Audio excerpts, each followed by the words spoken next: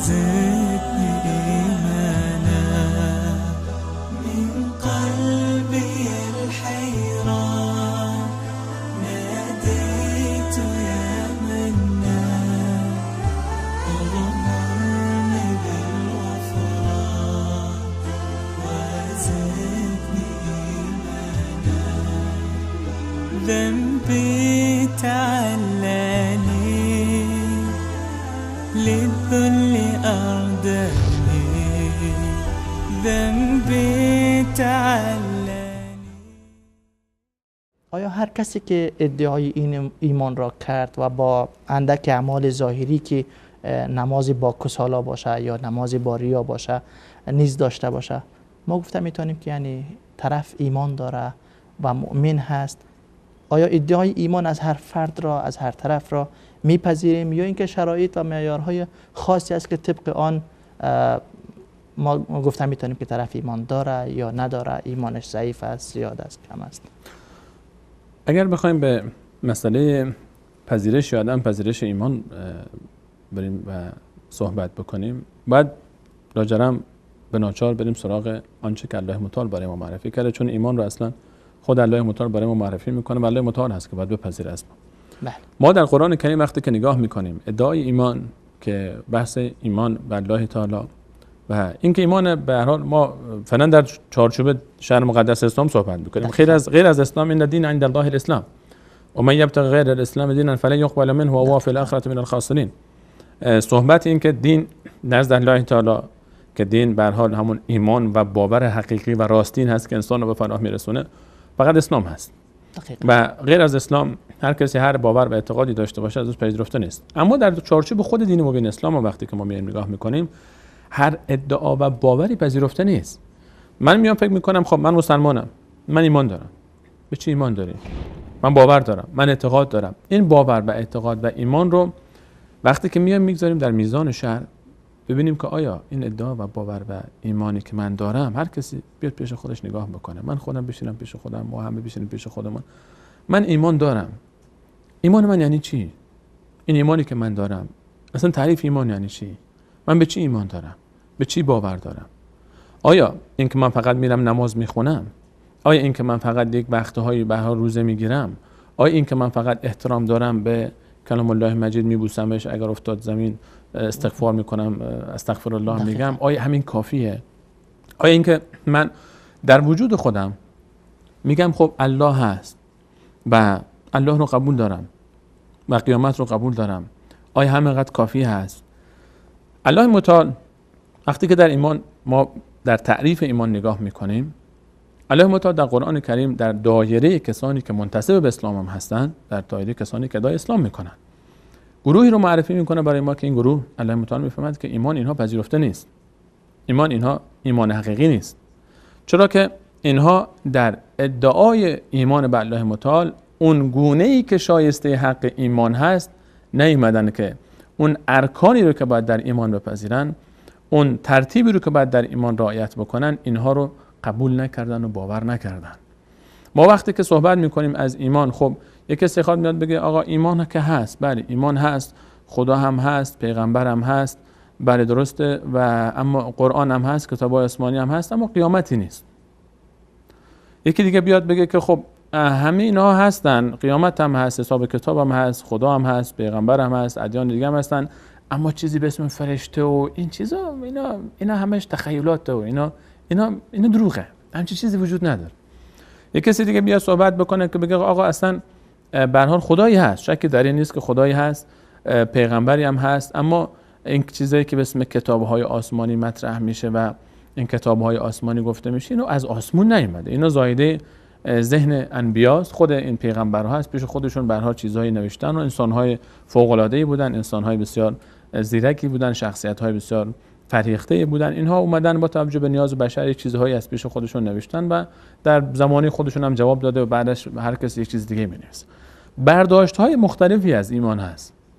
برداشت‌های مختلفی از ایمان هست که هر کسی میاد و ایمان یک جوری معرفی میکنه.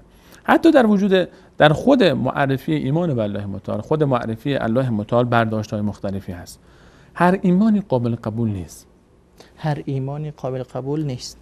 در آیات قرآن، این برداشت از آیات قرآن کریم است. مثلا خود شیطان ایمان به الله تعالی داره، وقتی که خودش گفت که رب خلقتنی من نار و خلقته من طین، خدای من رو تو از خلق کردی از آتش، این آدم از گل و خاک خلق کردی، من همیشه آتش بالای خاک، من چطور سجده بکنم چیزی رو که اصل مادهش پایینتر از اصل ماده منه؟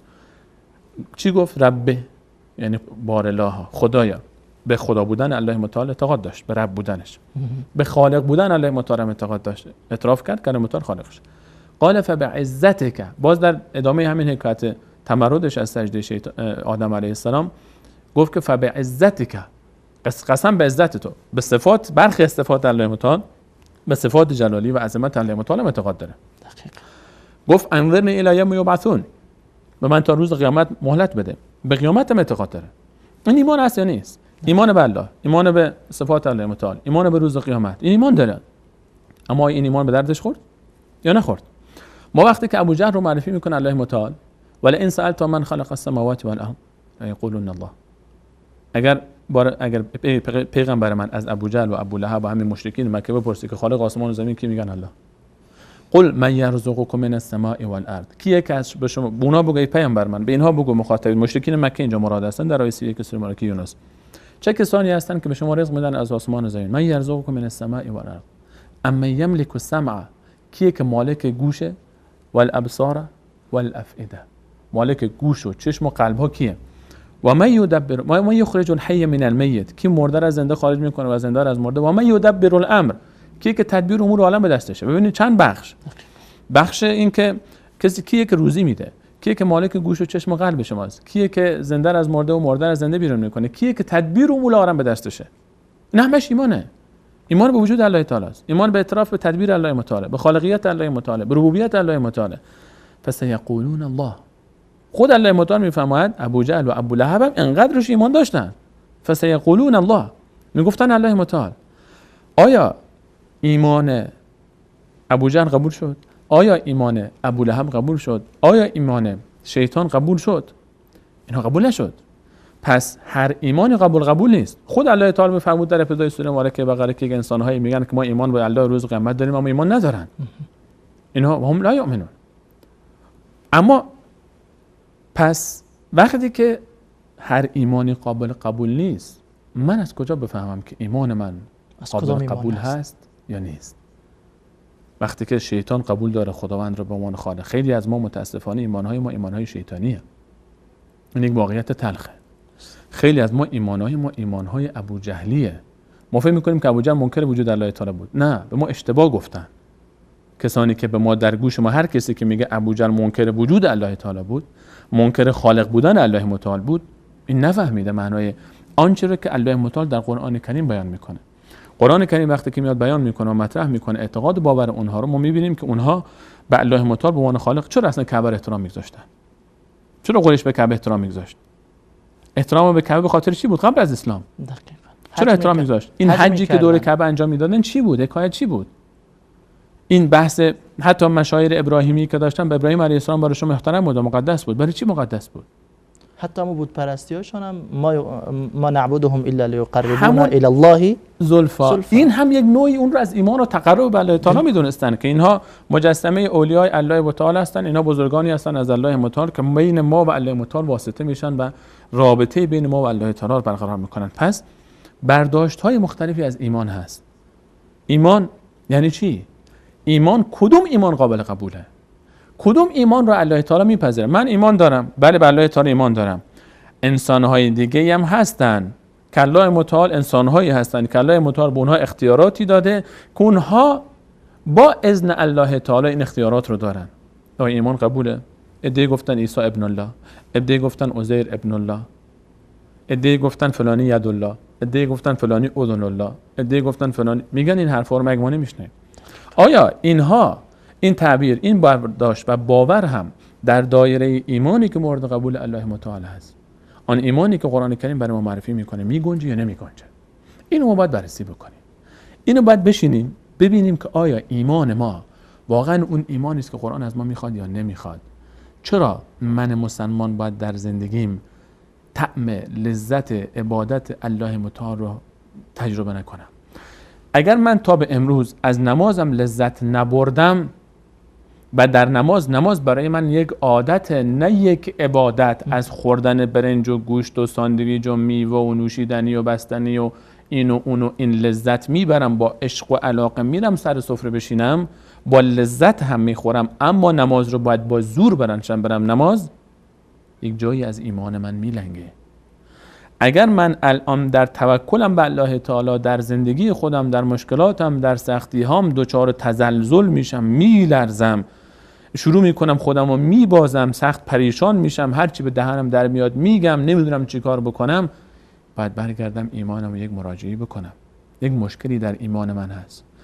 اگر من وقتی که قرآن رو میخونم یا اصلا نمیخونم، سراغ قرآن نمیرم، یا وقتی میخونم تأثیر در من نمیذاره، اینجا باید برگردم یک مراجعه بکنم.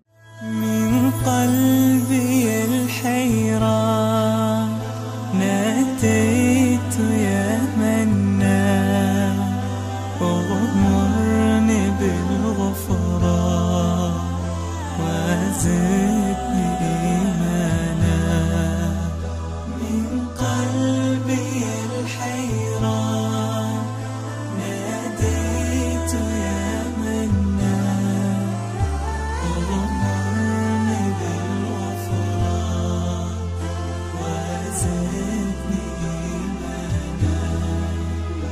ذنبي تعلاني للذل أرداني. ذنبي تعلاني